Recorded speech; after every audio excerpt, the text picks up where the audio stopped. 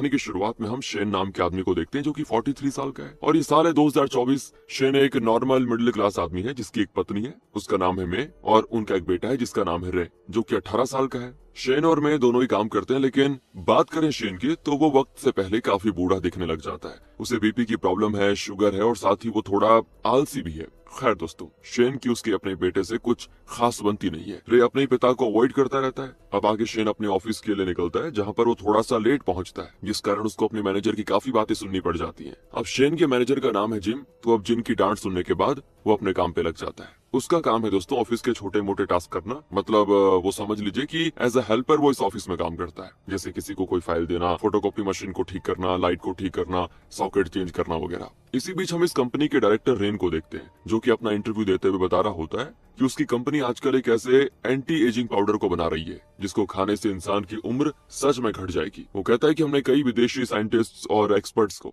इस काम में लगा के रखा हुआ है और वो दिन रात एक करके इस पे काम कर रहे हैं और हम जल्दी उस पाउडर को मार्केट में उतारने वाले हैं। अब जब ये सारी बातें रेन बता रहा होता है तो बिजली का सॉकेट को ठीक करते वक्त शेन को करंट लग जाता है और वो हो जाता है बेहोश, लेकिन इससे पूरे ही ऑफिस की लाइट चली जाती है दोस्तों। तो इस तरह से शेन का पूरा दिन बीतता है। शाम को जब वो थक हार कर जा रहा होता है तो वो देखता है कि उसका बेटा कुछ लोगों के साथ रनिंग कर रहा है, तो वो अपने बेटे को आवाज देकर बुलाता भी है, लेकिन ये सुनकर उसके बेटे रे का कोच उसके साथ शेन के सामने आ जाता है, जिसको देखकर शेन कहता है कि आप, तो रे का कोच कहता है कि अच्छा, अब मुझे पता चला कि रे इतना तेज क्यों है। आखिर वो तुम्हारा बेटा जो है, याद है शेन, मैं तुम्हारा भी कोच था और तुम सभी लोगों में सबसे होनहार थे। उसी तरह तुम्हारा बेटा भी बहुत बढ़िया एथलीट है, सबसे बेस्ट है वो। लेकिन आगे कोच कहता है कि लेकिन शेन, तुमने ये अपनी क्या हालत करके रखी हुई है। मैं तुमसे बूढ़ा हूँ लेकिन तुम मुझसे ज्यादा बूढ़े दिख रहे हो। ये सुनकर शेन कहता है कि ये रनिंग और मैराथन वगैरह सब सही है, लेकिन मुझे लगता है रे को अपनी पढ़ाई पे ध्यान देना चाहिए, न कि इन सारी चीजों पे। ये बातें सुनकर कोच कहता है कि ये फैसला तो तुम रे को ही करने दो तो ज्यादा बढ़िया रहेगा। और फिर वो रे को शेन के पास छोड़कर चले जाता है और शेन रे को उसके पीछे जाने से मना करता है कि मत जाओ कोच के पीछे, पढ़ाई पे ध्यान दो। लेकिन मैंने जैसा आपको बताया कि रे अपने पिता को हमेशा अवॉइड करता रहता है, तो वो पूछता है कि एक बात बताइए, आपको प्रॉब्लम क्या है। तो शेन कहता है कि बेटा, ये जो 18 से 20 साल की उम्र होती है ना, इसमें अगर हम सही फैसले नहीं लेते तो हमें जिंदगी भर पछताना पड़ जाता है। तुम ही बताओ बेटा कि अगर तुम पढ़ाई करके 10,000 भी रैंक लाते हो तो तुम्हें एक अच्छे कॉलेज में एडमिशन मिल जाएगा। अरे बाकी इस रनिंग वगैरह से क्या ही मिलेगा तुम्हें, क्योंकि यहाँ पर भी तुम्हें बिल्कुल टॉप पे आना पड़ेगा, कंपटीशन बहुत ही टफ है इसमें भी। तो रे कहता है कि अब आप ही समझ लो कि ज्यादा जरूरी और सही क्या है, क्योंकि पापा पहले आप अपनी जिंदगी तो ठीक कर लो, फिर मुझे लेक्चर देना। अब रे की ये बातें सुनकर शेन बड़ा उदास हो जाता है कि आजकल के बच्चे देखो जरा। चला जाता है वहाँ से। रात में वो टीवी पर एक न्यूज देखता है जिसमें बताया जा रहा होता है कि कल रात को एक बहुत ही जबरदस्त मेटोर शोवर होगा। करीब 150 मेटोर्स 1 मिनट के अंदर दिखेंगे और ऐसा मेटोर करीब 25 साल पहले हुआ था। इसके बाद वापस से सुबह होती है। शेन रोज की तरह ऑफिस जाता है, जहां उसका दिन रोज की तरह बीतता है काम करते करते। लेकिन आज जिन अपने साथ शेन को लेकर डायरेक्टर रेन के पास जाता है। असल में दोस्तों ये शेन, रेन और जिन ये सभी हाई स्कूल में एक साथ पढ़े थे, तो सभी एक दूसरे को बहुत ही अच्छे से जानते भी हैं। और बाकी बात करें रेन की, तो उसने शेन को इसीलिए बुलाया क्योंकि वो चाहता है कि जो anti ageing powder company launch करने वाली है ना, वो अभी टेस्टिंग फेज में है। तो रेन चाहता है कि शेन उसको खाकर चेक करे ताकि इसका असर उस पे क्या हो ये वो देख सके। मतलब शेन को वो लोग एक बकरा बनाना चाहते हैं कि इस जो उन्होंने प्रोडक्ट बनाया उसका असर क्या होगा। अब रेन तो अच्छे से जानता है कि शेन उस पे कोई केस वगैरह नहीं करेगा, क्योंकि शेन रेन को अपना दोस्त मानता है, बहुत ही बढ़िया वाला। और रेन के कहते ही शेन उस पाउडर को उठा लेता है और कहता है कि मैं इसे खाकर आपको जरूर बताऊंगा कि इसका असर क्या हुआ। फिर वो अपने ऑफिस से घर की तरफ जाने लग जाता है और तभी रास्ते में वो देखता है कि मीटोर शावर हो रहा है और इसी के बारे में पिछली रात न्यूज में बताया गया था। और ठीक इसी वक्त शेन का एक्सीडेंट एक लड़के से हो जाता है जो कि दूसरी तरफ से आ रहा था दोस्तों। वो लड़का साइकिल से था और इस टक्कर से दोनों ही हवा में यहाँ वहाँ गिर पड़ते हैं, जिसके साथ ये सीन होता है कट। अब अगली सुबह जब वो उठता है ना, तो देखता है कि सब कुछ काफी अजीब है। वो अपने आप से कहता है कि मैं ये कहाँ पे आ गया, ये जगह कुछ जानी पहचानी लग रही है। इसके बाद वो बाहर जाता है तो अपने पिता काई चैन को सामने देखता है। अब उन्हें देख शेन को कुछ याद आता है और वो जल्दी से कैलेंडर चेक करता है तो ये साल 1999 है। और इसके बाद शेन अपनी शक्ल चेक करता है तो वो एकदम से शॉक, क्योंकि ये शेन 43 वाला नहीं बल्कि 18 साल वाला शेन है। और ये जाहिर सी बात है उस टक्कर से हुआ होगा दोस्तों, जो पिछली रात मीटोर शावर से हुआ था। लेकिन इसके पीछे असली वजह क्या है ये मूवी में नहीं बताया गया। अब शेन के बारे में आप दोस्तों ऐसा समझ लो कि शरीर भले ही यंग शेन का है, लेकिन उसके अंदर जो आत्मा है वो फ्यूचर वाले ओल्ड शेन की है, जो कि एक एक्सपीरियंस्ड आदमी है। तो अब से हम इस शेन को यंग शेन ही बोलेंगे। ओके दोस्तों, तो पहले तो वो ये जानकर बड़ा खुश होता है क्योंकि अब उसके पास मौका है अपनी जिंदगी को वापस से पटरी पे लाने के लिए। शेन के पिता काई चैन अपना खुद का रेस्टोरेंट चलाते हैं बाकी शेन अभी स्कूल जाने के लिए तैयार हो जाता है क्योंकि उसका बचपन का दोस्त ली उसको लेने के लिए आया हुआ है, जिसको देखकर यंग शेन बड़ा खुश होता है। अब एक 43 साल का आदमी 18 साल के लड़के की बॉडी में है तो वो अपनी बॉडी को काफी फुर्तीला महसूस कर रहा होता है। वो दौड़ते हुए स्कूल जाता है, जिस दौरान उसकी टक्कर एक गाड़ी से हो जाती है जिसे रेन के पिता चला रहे होते हैं। तो यंग शेन वापस से खड़ा हो जाता है और जब रेन के पिता उसको पैसे देते हैं कि जाकर डॉक्टर को दिखा लो, चोट लगी होगी तो ठीक करवा देना, तो उन पैसों को यंग शेन ले लेता है, जो देखकर रेन और ली को बड़ा अजीब भी लगता है क्योंकि शेन कभी ऐसे पैसे नहीं लेता है दोस्तों किसी से भी, लेकिन आज इसने ले लिए। अब दोस्तों यंग शेन की टाइमलाइन में जो भी होगा वो यंग ही होगा, तो आप इस तरह से आराम से समझ जाएंगे। अब इस दौरान शेन, ली और रेन बहुत ही अच्छे दोस्त हो जाते हैं, मतलब पहले से थे तो अच्छे दोस्त हैं वो, तो तीनों साथ में स्कूल जाते हैं। यहाँ पर हमें पता चलता है कि रेन के पिता बड़े अमीर हैं, इसीलिए वो आगे चलकर एक कंपनी का डायरेक्टर बना। कौन? रेन। खैर स्कूल में एंट्री मारते ही यंग शेन देखता है कि वहाँ उसकी फ्यूचर वाइफ मे है और वो भी इसी स्कूल में पढ़ती है। बाकी मे को देखकर यंग शेन उससे जाकर कह देता है कि अभी मुझे और भी जरूरी काम है तो मैं तुम्हें टाइम नहीं दे पाऊंगा, बाकी 5 साल के बाद हमारी शादी और 7 साल के बाद हमारा एक बेटा होगा। ये कहने के बाद यंग शेन चला जाता है और मे तो सोचती रह जाती है कि ये शेन ने अभी क्या कहा, पागल हो गया है क्या? फिर वो कहती है हाँ ये तो पागल ही यार, कुछ भी कहता रहता है। इस तरह वो इग्नोर कर देती है उसको। और अभी मैथ्स क्लास के दौरान दोस्तों जब यंग शेन सो रहा होता है तो टीचर उसको जगाकर कहती है कि तुम्हें नींद आ रही है क्या, वो भी इस उम्र में? बेटा यही तो उम्र है कुछ कर दिखाने की, इस तरह अपने टाइम को वेस्ट मत करो। ये सुनकर यंग शेन कहता है कि मिस आप तो ठीक कह रही हैं, मुझे यहाँ पे अपना टाइम वेस्ट नहीं करना चाहिए। इतना कहकर वो क्लास छोड़कर चला जाता है और उसको ऐसे जाता हुआ देखकर सभी सरप्राइज होते हैं, खासकर की मे जो कि उसकी होने वाली वाइफ है। इसके बाद यंग शेन पहले लॉटरी ऑफिस जाता है, लेकिन उसको ये याद नहीं होता कि 1999 की किस डेट को कौन सा नंबर निकला था। तो अब वो स्टॉक मार्केट करने का सोचता है, तो उसे समझ आ जाता है कि उसने कभी स्टॉक मार्केट में इन्वेस्टमेंट करके रिस्क लिया नहीं, और वैसे भी इस तरह टाइम ट्रेवल का इस्तेमाल करके स्टॉक्स में इन्वेस्ट करना चीटिंग कहलाएगी। तो उसे तो अपनी मेहनत से कुछ करना है, ये उसके दिमाग में है दोस्तों। तब उसे याद आता है कि पिताजी का एक छोटा सा रेस्टोरेंट है, क्यों ना उसे और आगे बढ़ाया जा सके, बड़ा करे। तो वो घर जाकर अपने पिता से कहता है कि आप मुझे अपने रेस्टोरेंट का मैनेजमेंट पूरी तरह से सौंप के देखो, फिर मैं देखो उसको कैसे बहुत बड़ा करता हूँ। मुझे अच्छे से पता है कि मुझे किस तरह का इसका एडवर्टीजमेंट करना होगा, फिर आप भी आराम से रहिएगा, आप आराम से फॉरेन में घूम सकते हो क्योंकि मैं इतना पैसा कमा लूंगा तब तक। तो उसके पिता कहते हैं कि अरे वाह, फिर तो मैं हवाई जाना चाहता हूँ। मेरे बेटे मैं तुम्हें इस रेस्टोरेंट का मैनेजमेंट दे दूंगा, लेकिन 2 शर्तों पे। पहली शर्त, तुम कभी कोई क्लास मिस नहीं करोगे और कभी झूठ नहीं बोलोगे, क्योंकि आज तुम मैथ्स क्लास से उठकर बाहर आ गए थे, ये तुम्हारी क्लास टीचर ने कॉल करके मुझे बताया। तो यंग शेन अपने पिता की दोनों शर्त मान जाता है। इसके बाद वो अपने कमरे में जाता है और सोचता है कि पहले मैं अपने बाल ठीक करवाऊंगा। फिर जब वो अपना विंडोज 98 वाला सिस्टम ऑन करता है तो उसको एक मैसेंजर पर एक मैसेज मिलता है, जिसको देखकर यंग शेन दंग रह जाता है, क्योंकि पिछली रात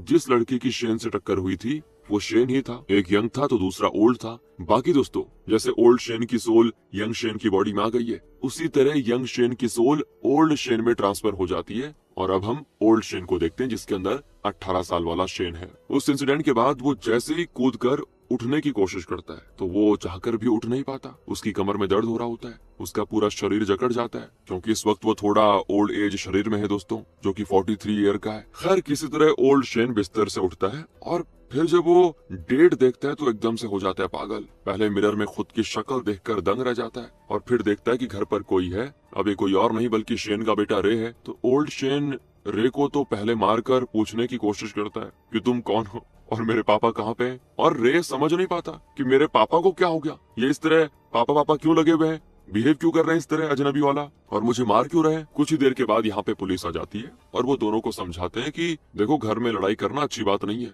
फिर चाहे आप बाप बेटे क्यों ना हो, बाप बेटे को बाप बेटे की तरह रहना चाहिए, लड़ क्यों रहे हो, और अगर आगे से ऐसा हुआ तो दोनों को लॉकअप में डाल देंगे। इस तरह वो दोनों को समझा बुझा के चला जाता है। जिसके जाने के बाद ओल्ड शेन रे से कहता है कि तुम मेरे ही बेटे हो क्या सच में, कितने हैंडसम और स्ट्रांग हो, अब ये बताओ तुम्हारे दादाजी कहाँ हैं। तो इस पर रे बोलता है कि वो तो हवाई में है। उसके बाद ओल्ड शेन कहता है कि तुम्हारी माँ का क्या नाम है। तो ये सुनकर रे तो चला जाता है कि दिमाग खराब हो गया इनका, पागल हो गए ये, माँ का नाम नहीं पता इनको मेरी क्या, अपनी पत्नी का नाम कैसे भूल गए। इसके बाद ओल्ड शेन अपना फोन देखता है तो ये देख के बड़ा खुश होता है कि उसका अपना एक फोन है। उस स्मार्टफोन को चेक करते हुए ओल्ड शेन को एक मैसेंजर ऐप मिलती है, जिसे वो जब 18 साल का था तब से यूज कर रहा था। पहले वो इसको अपने सिस्टम में इस्तेमाल करता था, इसकी वेबसाइट पे जाके मैसेज करता था। इस ऐप में ओल्ड शेन अपना पुराना पासवर्ड डालता है तो लॉगिन नहीं खुलता, क्योंकि जाहिर है दोस्तों वक्त के साथ पासवर्ड भी चेंज कर लिया होगा। इसीलिए वो फिर से एक नई आईडी बनाकर उससे अपनी पुरानी आईडी पर एक मैसेज भेजता है, जो कि मिलता है यंग शेन को। अब वो इस मैसेज को देखकर समझ जाता है कि हम दोनों की आत्माएं एक्सचेंज हो चुकी हैं,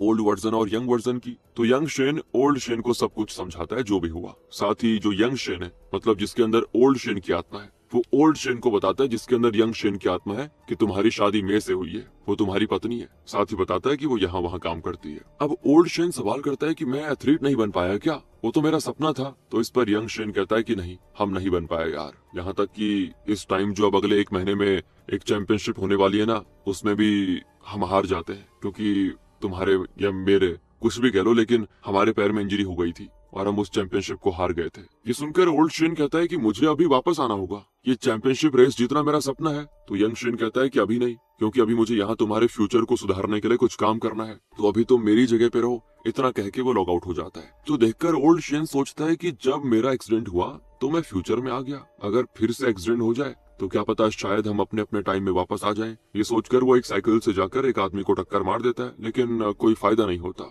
अब यहाँ पर ओल्ड शेन को ऐसे देखकर मे उसको काफी डांटती है, जिसको देखकर ओल्ड शेन एकदम से खुश रह जाता है, क्योंकि आज भी मे उसको बहुत ही अच्छी लगती है, भले ही वो थोड़ी बदल गई है। अब आगे में ओल्ड शेन को घर लेके जाती है, और जब उसे पता चलता है कि सुबह ओल्ड शेन ने रे को मारा और ये भी पूछा कि बेटा तेरी माँ का नाम क्या है, तो मैं उससे लड़ने लग जाती कि तुम्हें मेरा नाम नहीं पता क्या पागल हो गए थे सुबह। तो ओल्ड शेन कहता है कि अरे नहीं, मैं तो बस ऐसे ही मजाक कर रहा था, वैसे तुम पहले से बड़ी सुंदर हो गई हो, काफी फनी भी हो गई हो। ये सुनकर मे का सर चकरा जाता है कि इसको सच में हो क्या गया है। दोनों ही दोस्तों एक दूसरे को देखते रह जाते हैं, क्योंकि आज काफी दिनों के बाद ओल्ड शेन ने मे की तारीफ की होती है। इसी बीच दूसरी तरफ यंग शेन एक लेक रेस नाम के स्पोर्टिंग इवेंट में पार्टिसिपेट करता है, जहां पर उसके पैर की नस खींच जाती है। फिर भी वो रेन और ली की मदद से उस रेस को पूरा करता है, जिसके कारण उसके लिए लोग काफी तालियां बजाते हैं, उसे रिपोर्टर्स घेर लेते हैं। अब इस दौरान यंग शेन ने एक टी शर्ट पहनी होती है जिसमें उसने अपने पिता के रेस्टोरेंट का नाम लिखा होता है, जिस कारण उसके रेस्टोरेंट की भी पब्लिसिटी हो जाती है और वहाँ पे लोग भी आने लग जाते हैं। बहुत ही कम समय में इनका बिजनेस काफी बढ़िया चल जाता है। साथ ही दोस्तों हमको जानने को मिलता है कि रेस में इस तरह से नस खींचने का बहाना करना यंग शेन का प्लान था, ताकि वो अपने रेस्टोरेंट की मार्केटिंग कर पाए। उसका देखो अभी मेन आइडिया ये है कि इस उम्र में अगर मैं अपने बिजनेस को बढ़ाऊं तो 43 तक पहुंचते पहुंचते मैं बहुत बढ़िया अमीर आदमी हो जाऊंगा, इसीलिए वो अपने रेस्टोरेंट की तरफ ज्यादा ध्यान दे रहा है। और फिर जल्दी यंग शेन अपने पिता के साथ थिक स्ट्रीट नाम की जगह पे अपना रेस्टोरेंट शिफ्ट कर लेता है। ये सब उसके पिता ने लोन लेकर शुरू किया था। सब कुछ बहुत बढ़िया हो जाता है, और अब एक रात जब यंग शेन ली के साथ कहीं जा रहा होता है ना, तभी वो देखता है कि 3 गुंडे एक लड़के को परेशान कर रहे हैं और उससे उसके पैसे छीन रहे हैं। इन गुंडों को मूवी में बैड बॉयज कहा गया दोस्तों, तो हम भी यही कहेंगे। तो इन बैड बॉयज को देखकर ली कहता है कि यार हमें उस लड़के की मदद करनी चाहिए, लेकिन शेन बोलता है कि फालतू में पंगा क्यों लेना यार, हम अपने रास्ते चलते हैं ना। इतना कहकर वो ली के साथ वहाँ से जाने लग जाता है, और तभी वो देखता है कि वहाँ पर मैं अपने दोस्तों के साथ आती है और उन बैड बॉयज को धमकी देकर उनसे उस लड़के को छुड़वाती है जिससे वो परेशान कर रहे थे, साथ ही उसके पैसे भी उसे दिलवाती है। बैड बॉयज में मिया को इतना कॉन्फिडेंट देखकर बड़ा डर सा बैठ जाता है कि जरूर ये हमसे भी बड़ी गुंडी है, और ये देखकर यंग शेन काफी इंप्रेस हो जाता है दोस्तों। इधर ओल्ड शेन की बात करूं तो वो अपने बालों को कलर करके अपना हुलिया पूरी तरह बदल देता है। फिर वो अपने बेटे रे के स्कूल जाता है पेरेंट्स मीटिंग अटेंड करने, जहां उसको सुनने को मिलता है कि रे असल में पढ़ाई करने कम और यहाँ पे रनिंग इवेंट्स में ज्यादा ध्यान दे रहा है। इस पर ओल्ड शेन कहता है कि इसमें बुरी बात क्या है, अगर उसको रनिंग और रेस पसंद है तो उसे वही करने दीजिए। अपने पिता की बातें सुनकर रे तो उनको गले लगा लेता है, लेकिन उसको ये समझ नहीं आता कि उसके पिता इतने कैसे बदल गए। पहले तो वो कहते थे कि पढ़ाई करो, रेस वगैरह में क्या रखा हुआ है। इतना ही नहीं दोस्तों, बल्कि ओल्ड शेन कहता है कि रे को तो मैं खुद ट्रेन करूंगा। इसके बाद ओल्ड शेन अपने ऑफिस जाते हैं, जहां वो जिन को देखकर उसके साथ ठीक वैसी बातें करता है जैसे कि एक दोस्त के साथ की जाती है। अब जिन शेन के अंदर ये बर्ताव देखकर काफी ज्यादा चौंक जाता है। इतना ही नहीं, ओल्ड शेन रेन को भी अपने दोस्त की तरह ट्रीट करता है, साथ ही वो उसके केबिन की हर चीज को छूने भी लग जाता है। अब यहाँ रेन और जिन को ये लग रहा होता है कि शेन पर पक्का उस एंटी एजिंग पाउडर का असर हुआ है, क्योंकि वो ठीक उसी तरह बर्ताव कर रहा है जैसे कि वो 18 साल का होने पे बर्ताव करता था। और यहाँ जब ओल्ड शेन रेन की चीजों को छू रहा होता है तो रेन थोड़ा परेशान भी हो जाता है। यहाँ पर पता चलता है कि रेन को ओसीडी की प्रॉब्लम है, कोई भी ठीक से एक डिस्टेंस पे रखना, चीजों को अरेंज करना, सबको बराबर से रखना, ये सब रेन की आदत होती है। और इस बीच ओल्ड शेन उस 400 मीटर चैंपियनशिप ट्रॉफी को देखता है जो कि रेन ने जीती थी, जबकि इसको तो शेन खुद जीतना चाहता था। उसको देखकर उदास होकर वो चला जाता है। ओल्ड शेन इसके बाद अपने बेटे रे को रनिंग की बहुत ही अच्छी खासी ट्रेनिंग करवाता है और एक काम से उसका शुगर भी कम होता जाता है, जो देखकर मैं बड़ी सरप्राइज होती है। और फिर एक रात जब ओल्ड शेन रे का इंतजार कर रहा होता है ना, तो उसे कुछ लोग किडनैप कर लेते हैं और ये किडनैपिंग असल में रेन के पिता ने करवाई है दोस्तों, ताकि वो ओल्ड शेन के ब्रेन को स्कैन कर सके, ताकि उसको पता चल सके कि सच में उसकी एज कम हुई है या फिर रेन और शेन मिलकर नाटक कर रहे हैं। फिर ओल्ड शेन को बेहोश करके उसके कुछ टेस्ट किए जाते हैं, जिनका रिजल्ट बहुत बढ़िया आता है। सच में ओल्ड शेन की एज काफी घट चुकी है और वो एक जवान इंसान की तरह रिस्पॉन्स दे रहा है, ये टेस्ट में दिख जाता है। अब ये देखकर रेन के पिता बड़े खुश होते हैं और सारा पैसा इस एंटी एजिंग पाउडर पे लगा देते हैं। साथ ही वो ओल्ड शेन से कहते हैं कि बेटा तुम्हें इस पाउडर के प्रॉफिट का 10% दिया जाएगा। अब जिन लोगों ने ये पाउडर बनाया होता है उन्हें काफी आश्चर्य होता है कि ये पाउडर काम कैसे कर रहा है, और वो सभी फैसला करते हैं कि हमें क्या है, अब जैसे भी काम कर रहा हो पर कर रहा है, हमें बस हमारे पैसे मिल जाएं, हम तो यहाँ से खिसक लेंगे। क्योंकि दोस्तों उन्हें खुद पता है, मतलब बनाने वालों को पता है कि ये पाउडर काम नहीं कर सकता, लेकिन वो इस तरह आश्चर्य में है कि काम कैसे कर गया। बाकी इस पाउडर की मार्केटिंग काफी अच्छी तरीके से की जाती है और यहाँ तक कि असर ना करने पर पैसे ट्रिपल करके वापस करने की गारंटी दी जाती है, जिस कारण से इस पाउडर की बिक्री पर सेल में बड़ी तेजी होती है और रेन को काफी फायदा होता है। फिर ओल्ड शेन को भी उसका 10% दिया जाता है। बाकी आगे प्रोडक्ट के लॉन्च होने के बाद इसकी जब बिक्री बढ़िया होगी तो ओल्ड शेन को और भी ज्यादा पैसा मिलेगा, मतलब उसे 10% तो मिलेगा, साथ में और भी मिलेगा। जिसके बाद उधर आ जाइए दोस्तों यंग शेन पर। वो अपने नए रेस्टोरेंट को चलाने के लिए ली, रेन, जिन और मे की मदद लेता है, मतलब कि रेस्टोरेंट की ओपनिंग के दिन वो सभी यंग शेन का साथ देते हैं। बाकी इस दौरान यंग शेन सभी को वहाँ खाना खिलाता है, उन्हें काम के बदले पैसे देता है, जो देखकर ली और मे कहते हैं कि हम यहाँ पे पैसों के लिए थोड़ी आए,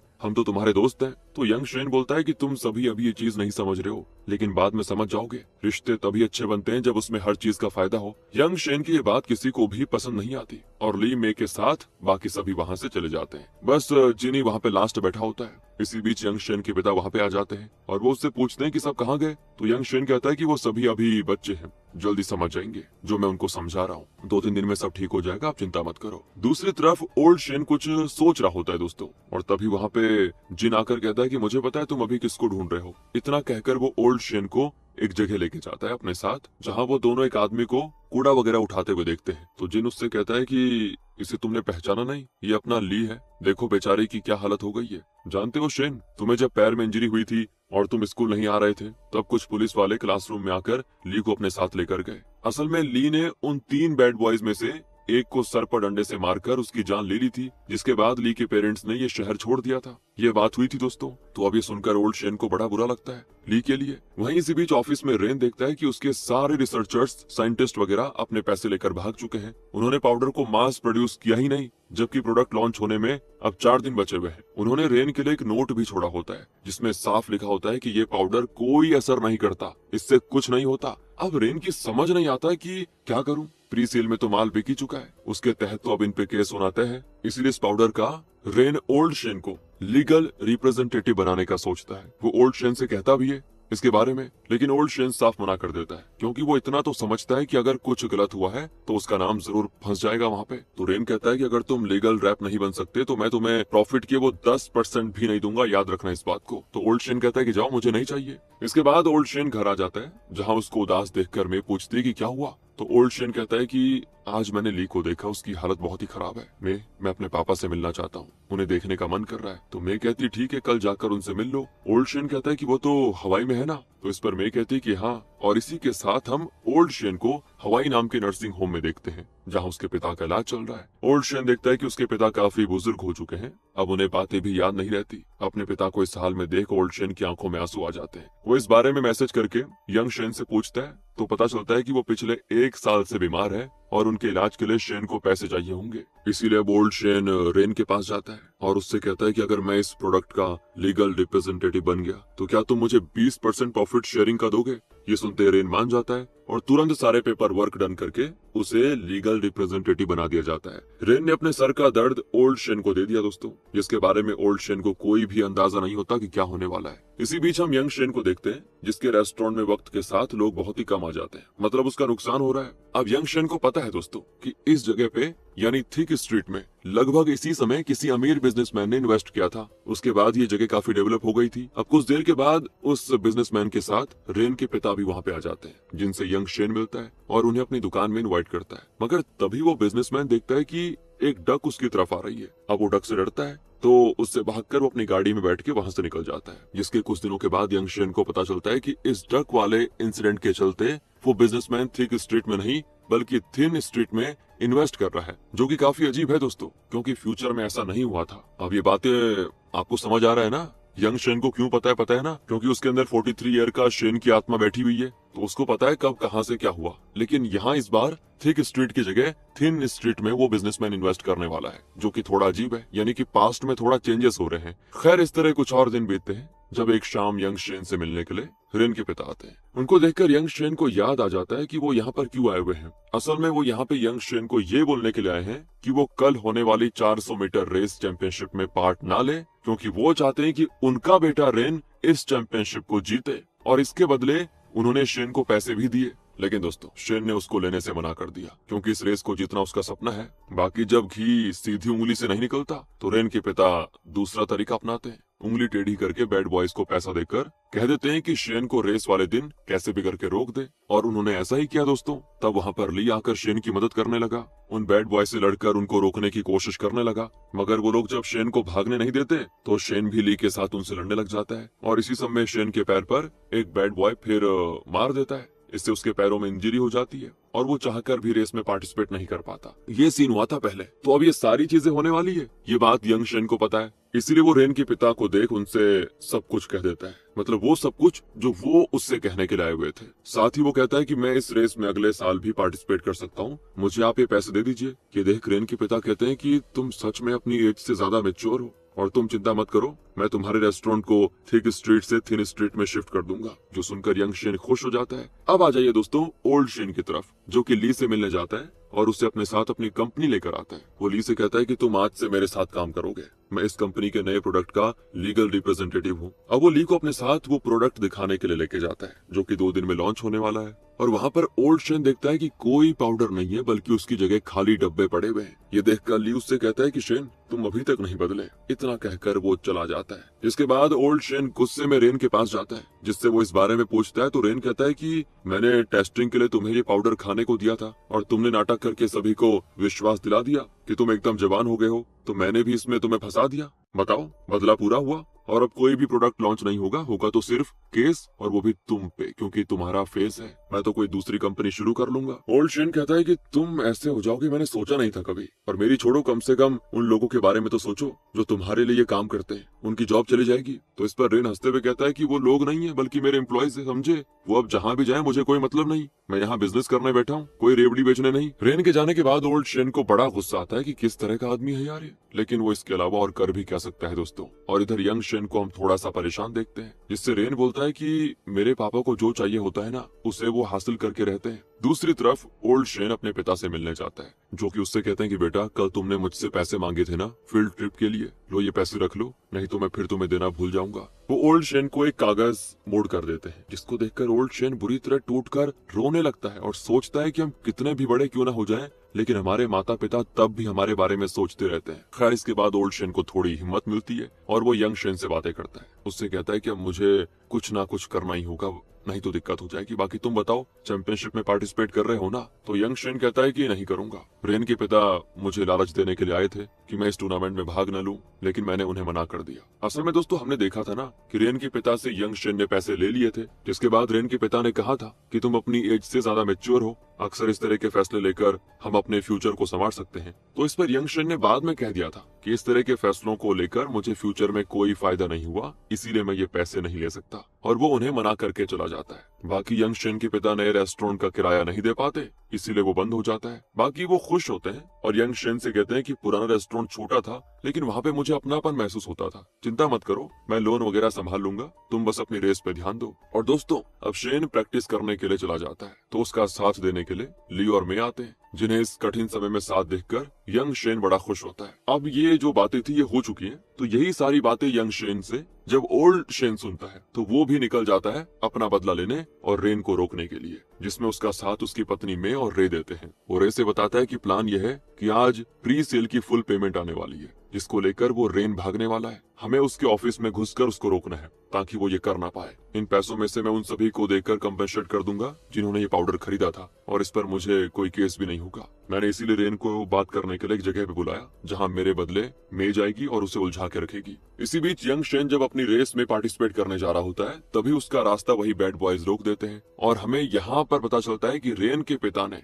इन लोगों को शेन को रोकने के लिए नहीं कहा था, बल्कि ये काम खुद रेन का होता है दोस्तों, जो कि इस रेस में जीतकर खुद को अपने पिता के सामने लायक साबित करना चाहता है। वो जानता है कि शेन ही उसको हरा सकता है, इसीलिए उसने ऐसा किया होता है। अब शेन तो पहले उन 3 बैड बॉयज से भागकर उनको चकमा देने की कोशिश करता है, लेकिन वो उसका पीछा नहीं छोड़ना चाहते। तो यंग शेन उनको एक कैसेट दिखाता है और उनसे कहता है कि मैं तुम्हारे बीच की केमिस्ट्री देखकर समझ चुका हूँ कि तुम तीनों ये सब काम छोड़कर अपना बैंड शुरू कर सकते हो। अब ये देखकर वो बॉयज एकदम से खुश हो जाते हैं और वो अपना बैंड शुरू करने का फैसला करते हैं। इस तरह से वो यंग शेन को जाने देते हैं, जिसके बाद तो यंग शेन रेस के मैदान में पहुंच जाता है दोस्तों, जहां उसको देखकर ली बड़ा खुश होता है। अब यहीं आ जाइए दूसरी तरफ, तो ओल्ड शेन अपने बेटे रे के साथ ऑफिस में घुसने की कोशिश करता है, लेकिन उसका डेटा रेन ने पहले ही डिलीट करवा दिया था, इसलिए गेट नहीं खुल पाता। इधर रेन से मे मिलती है, वो रेन से कहती है कि शेन कुछ देर में आएगा। अब जितनी बार भी ओल्ड शेन अंदर घुसने की कोशिश करता है उतनी बार रेन को फोन पर नोटिफिकेशन मिल जाता है। ये देखकर रेन जब जानने की कोशिश करता है तो मे को उसकी ओसीडी के बारे में रिकॉल हो जाता है कि अच्छा इसको तो ये भी प्रॉब्लम है, तो वो वहाँ पे रखी हुई हर चीज को बिगाड़ देती है, जो देखकर रेन खुद को रोक नहीं पाता और उन्हें ठीक करने में लग जाता है। इस तरह मे उसको काफी देर तक फंसाए रखती है, लेकिन कोई फायदा नहीं होता दोस्तों, क्योंकि जब मे जल्दी से ऑफिस पहुंचती है तो उसे ओल्ड शेन बताता है कि मैं अंदर घुस ही नहीं पा रहा हूँ, उसने मेरा एक्सेस डिलीट करवा दिया है। अब ये लोग बात कर ही रहे होते हैं कि तभी वहाँ पे रेन कुछ गुंडों के साथ आ जाता है। वो कहता है कि मैं नोटिफिकेशन देखकर समझ गया था कि ये तुम्हारा काम है, जो तुम करना चाहते हो ना वो कर नहीं पाओगे। इसी बीच वहाँ पर हम ली को देखते हैं, जो कि फिर से पूरी फुर्ती के साथ शेन का साथ देने और रेन के गुंडों से लड़ने के लिए आ जाता है। और अब ली को नए रूप में देखकर ओल्ड शेन कहता है कि अरे तुम तो कूड़ा उठाते थे ना। तो ली कहता है कि साले तू उठा कूड़ा, मेरा काम तो इंटरनेट कैफे का है, जो कि मेरा सपना था। अब ये देखकर ओल्ड शेन समझ जाता है कि यंग शेन ने हिस्ट्री को बदल दिया है पास्ट में, तभी तो ये फ्यूचर बदल गया। मतलब कि यंग शेन ने बैड बॉयज को बिना लड़े रोक दिया, तो वो यंग शेन को इंजर्ड नहीं कर पाए, और जब ये नहीं हुआ तो ली ने भी बैड बॉयज में से किसी को नहीं मारा। अब ना ली ने मारा ना उन्होंने ली को मारा, तो कोई बीमारी नहीं हुआ, किसी को चोट ही नहीं लगी। इस तरह ना कभी ली जेल गया ना उसका भविष्य बर्बाद हुआ। खैर रेन इन लोगों को गुंडों में उलझाकर खुद ऑफिस के अंदर चला जाता है ताकि वो सारा पैसा अपने ऑफिस के सिस्टम से अपने अकाउंट में ट्रांसफर करवा दे और यहाँ से निकल सके। तो ओल्ड शेन और बाकी सभी मिलकर उन गुंडों को मारते हैं और ओल्ड शेन दौड़ते हुए रेन के पीछे चला जाता है। रेन जल्दी से अपने केबिन के दरवाजे को बड़ी टाइट से बंद कर देता है, उसमें ट्रॉफी फंसा देता है जो कि उसको रेस जीत कर मिली थी। इसी के साथ यंग शेन भी रेस को जीत जाता है। अब दोस्तों ये ट्रॉफी यंग शेन को मिल जाती है, और जब ट्रॉफी यंग शेन को मिल गई तो पास्ट चेंज हो गया, फ्यूचर भी चेंज हो गया, यानी कि वो ट्रॉफी कभी रेन को मिली नहीं, तो जो ट्रॉफी उसने दरवाजे पे लगा के रखी हुई थी वो गायब हो जाती है और वो चली जाती है शेन के घर में, जिसके साथ ओल्ड शेन भागते हुए रेन के ऑफिस में घुस जाता है और उसके सिस्टम को डिस्कनेक्ट करके उसे रोक लेता है पैसे ट्रांसफर करने से। सब कुछ बढ़िया होता है। कुछ दिनों के बाद दोनों ही शेन यानी कि ओल्ड और यंग दोनों ही टीवी पर वही मेटोर शावर वाली न्यूज देखते हैं, जो कि 1999 और 2024 में 25 साल के गैप में हुआ था। यानी कि जब दोनों शेन की सोल एक्सचेंज मेटोर शावर के दौरान एक्सचेंज हुई तो उस इवेंट के थोड़े दिन पहले वो चले गए थे, और फिर दोस्तों वो इवेंट भी अलग डेट पे हुआ क्योंकि दोनों ने मिलकर कुछ बदल दिया होता है। उसका वैसे हमें कोई एक्सप्लेनेशन तो नहीं मिला, लेकिन इस मेटोर शावर के दौरान दोनों ही शेन उस जगह पे जाते हैं जहां दोनों का एक्सीडेंट हुआ था। वहां जाकर दोनों एक दूसरे से मिलते हैं, मानो कि दोनों टाइमलाइंस एक हो गई हो। दोनों की सोल वापस उनके अंदर चली जाती है और ओल्ड शेन यंग शेन से कहता है कि हम दोनों ने ही अच्छा किया, बाकी जाओ तुम्हारा इंतजार ली कर रहा है। यंग शेन चला जाता है, जिसके जाने के बाद ओल्ड शेन से मिलने उसका भी ओल्डर वर्जन आता है और वो ओल्ड शेन से कहता है कि मैं यहाँ सिर्फ ये कहने आया हूँ कि जो भी तुम लोगों ने किया उससे तुम्हारी जिंदगी ज्यादा चेंज नहीं हुई, लेकिन हमने अच्छा किया जिंदगी में, हम खुशी से जिए। ये सुनकर ओल्ड शेन को थोड़ा राहत मिलती है और वो अब अपना खुद